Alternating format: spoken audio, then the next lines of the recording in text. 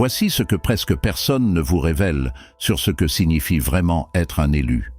Un texte plus développé, plus dense, qui conserve l'intensité et le rythme de l'original, tout en allant plus loin dans les explications, les images et les résonances intérieures. Le chemin de l'élu ne commence jamais par des applaudissements, des projecteurs ou une quelconque victoire visible.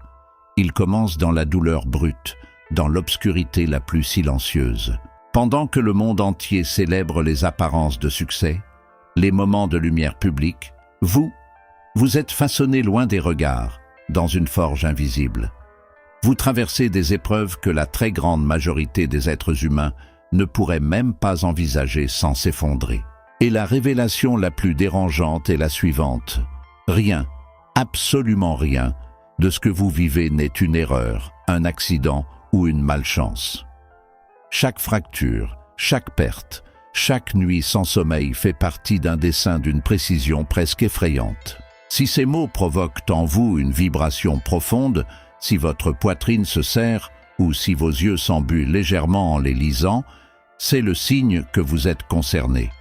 Écoutez bien, tout élu authentique doit obligatoirement franchir 5 portails de transformation radicale. Ces 5 seuils ne sont pas négociables. Vous ne pouvez ni les contourner, ni les sauter, ni les reporter.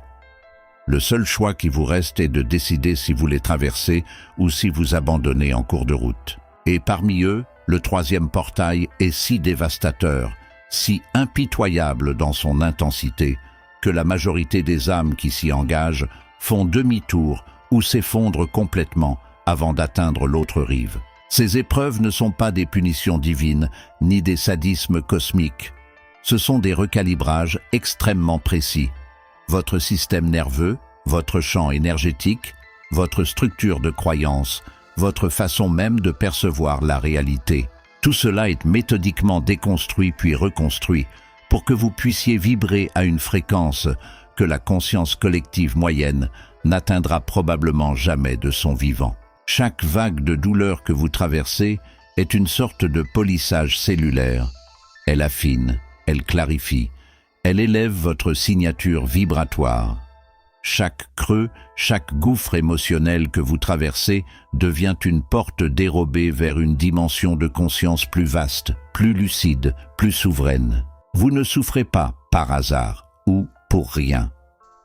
Vous êtes intentionnellement mis sous pression, comme un diamant brut que l'on taille avec une violence calculée pour qu'il puisse enfin réfléchir la lumière. Vous êtes préparé, et parfois de manière très rude, à incarner et à manifester quelque chose de tellement plus grand que votre petit moi actuel ne peut même pas encore le concevoir pleinement. Mais voici l'avertissement solennel. La très grande majorité des personnes qui reçoivent cet appel au départ finissent par renoncer. Elles choisissent de retourner dans le confort engourdissant de l'illusion collective. Elles préfèrent la sécurité douillette de continuer à dormir profondément plutôt que d'endurer la douleur de se réveiller vraiment. Se réveiller fait mal, très mal. Cela déchire, cela expose, cela isole. Cela demande un courage que peu possèdent. Ce message n'est donc pas adressé à ceux qui abandonnent. Il est pour vous qui, même au milieu des ruines, même quand tout semble perdu, continuez d'entendre cet appel intérieur, cette petite flamme qui refuse de s'éteindre malgré les tempêtes. Si vous ressentez que vous faites partie de cette lignée d'âmes qui refuse de capituler, si vous voulez vous aligner avec les autres élus qui portent déjà cette mission à différents degrés d'intensité, alors engagez-vous concrètement. Abonnez-vous à cette chaîne dès maintenant. Chaque nouvelle âme qui entre dans ce champ collectif renforce la fréquence globale et permet d'éveiller beaucoup d'autres consciences encore endormies. Votre simple présence ici compte déjà. Premier portail, le chaos et l'effondrement volontaire de toutes les illusions. La première épreuve se présente presque toujours sous les traits du chaos absolu. Au commencement, vous ne comprenez absolument rien à ce qui vous arrive. Tout ce qui constituait votre réalité semble s'effondrer simultanément et sans la moindre explication rationnelle. Les relations les plus solides se brisent en quelques semaines ou quelques jours. Les projets sur lesquels vous aviez mis des années s'évaporent comme s'ils n'avaient jamais existé. Les personnes qui vous juraient fidélité pour la vie disparaissent du jour au lendemain sans un mot, ou pire, avec des excuses creuses. Et au milieu de ce cataclysme personnel, une question obsédante vous hante. Mais qu'est-ce que j'ai fait de mal? Pourquoi moi? La réponse, quand elle arrive enfin, est à la fois libératrice et terrifiante. Vous n'avez strictement rien fait de mal. Rien du tout.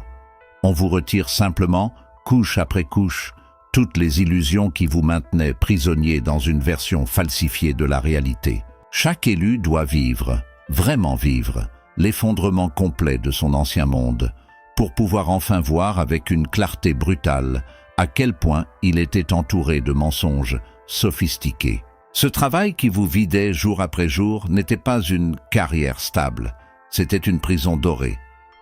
Ces amitiés que vous pensiez sincères n'étaient souvent que des contrats de convenance mutuelle, des arrangements énergétiques temporaires. Cet amour que vous idéalisiez n'était la plupart du temps qu'un reflet projeté de votre propre manque, de votre blessure non guérie, et non une véritable rencontre d'âme. La première épreuve vous arrache vos masques un à un, et la douleur est proportionnelle à l'attachement que vous aviez à ces masques. Elle fait mal parce que vous aviez fini par vous identifier totalement à ce rôle que vous jouiez, à ces gens avec qui vous marchiez, à cette histoire que vous vous racontiez. Mais l'élu n'est pas un rôle social. L'élu est une essence. Et cette essence ne peut commencer à respirer, à rayonner, à s'exprimer pleinement que lorsque tout ce qui est faux, artificiel, emprunté, a été impitoyablement défait. Imaginez un gigantesque incendie spirituel. Une forêt entière doit brûler jusqu'aux racines pour que la terre redevienne fertile et que de nouvelles graines, longtemps enfouies, puissent enfin germer. Vous êtes l'une de ces graines. Le feu n'est pas venu pour vous anéantir. Il est venu pour vous débarrasser de tout ce qui n'est pas vous.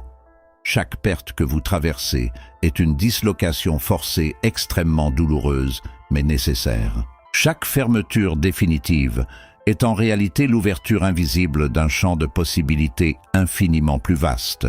Attention cependant, et c'est là que beaucoup chutent définitivement. Une grande partie des âmes qui arrivent à ce stade tentent désespérément de recoller les morceaux, de reconstruire l'ancien monde que l'univers a déjà condamné.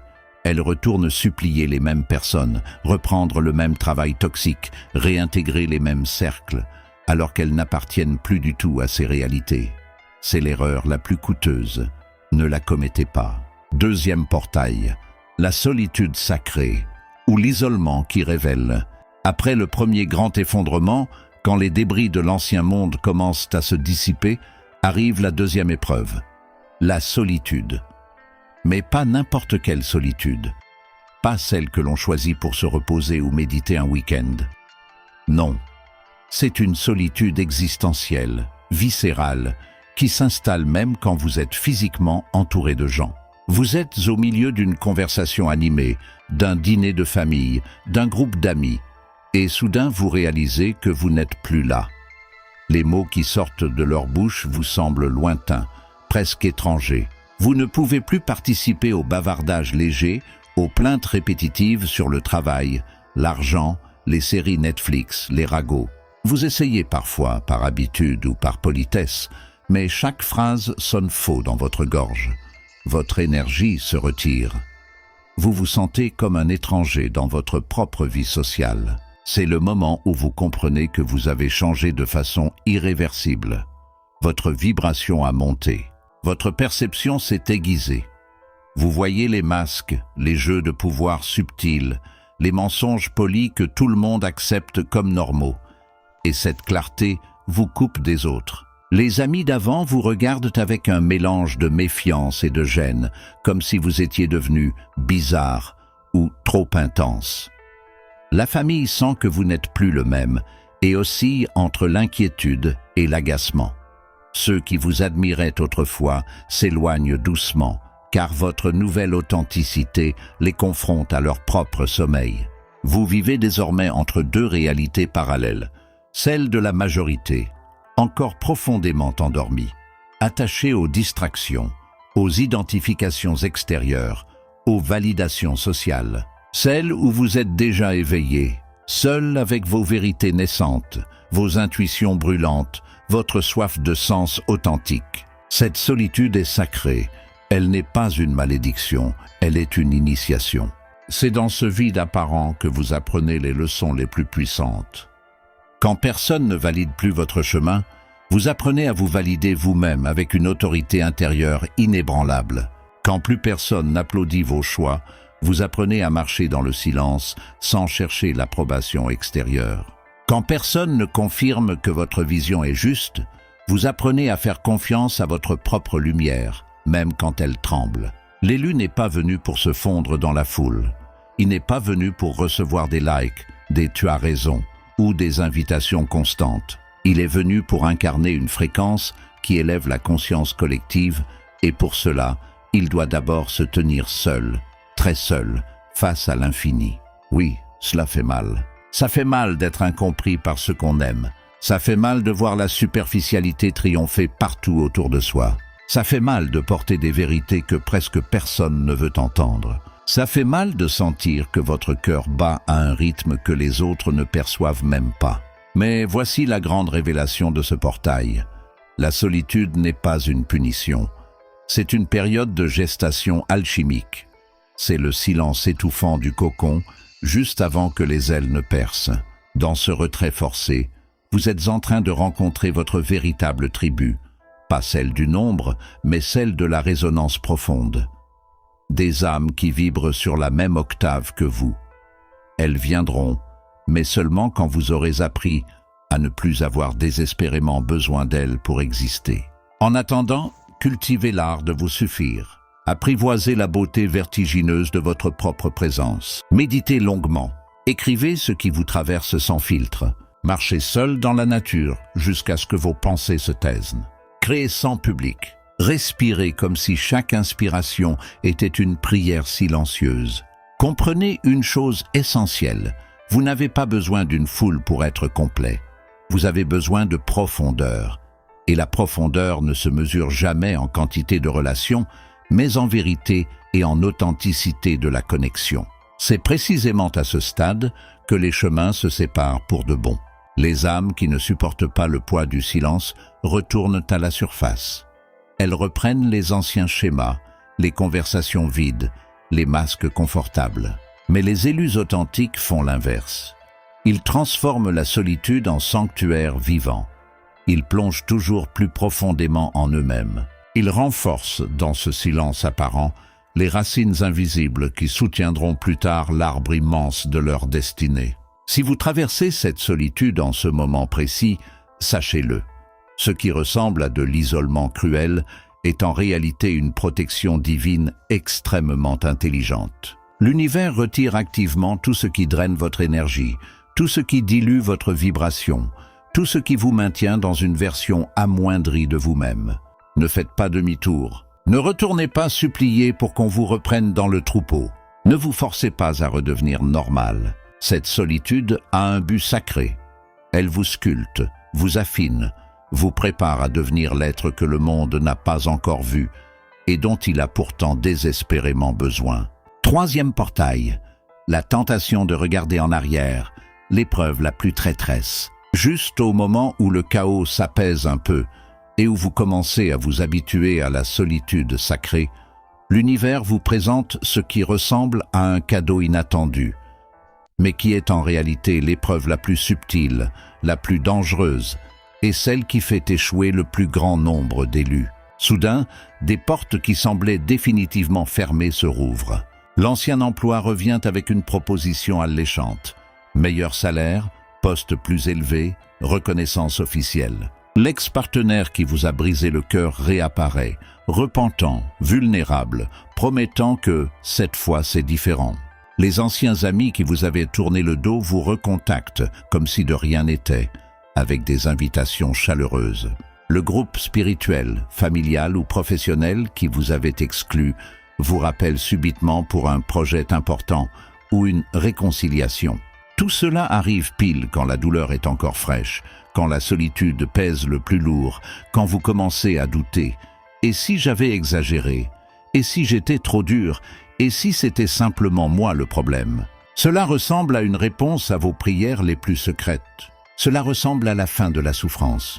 Cela ressemble au retour à la stabilité, à l'amour, à la reconnaissance. Mais c'est exactement là que se joue l'épreuve décisive. L'univers vous teste sur un seul point. Allez-vous trahir ce que vous avez déjà compris de vous-même pour retrouver le confort de l'ancien?